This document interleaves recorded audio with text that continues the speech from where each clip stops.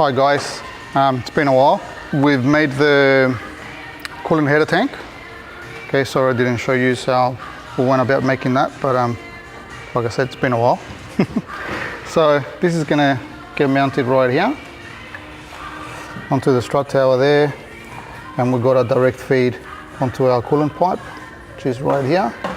Okay, this top one here goes across over to the top of the radiator, and we've got our overflow on this side. We'll just use a normal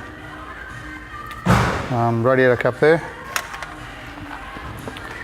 Also, we're going to start making the air filter cover. That's going to be made from aluminium. So we've got this silicone hose right here. We are not using the airflow meter. We are going to do alpha end tune. So there's no need for that. So we're going to have a pipe going to here through the air filter cover, and the air filter will sit here. So it's going to be nicely and close there to isolate all the engine bay heat. So yeah, so we're going to get started on that.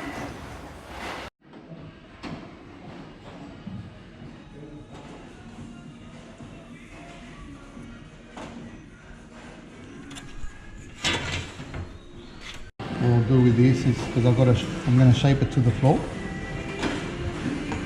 So with the cardboard, because it's easy to trim and I don't know if I make a mistake, I don't lose a piece of aluminium. So once I shape this and get it the way I want, I'll lay it over here.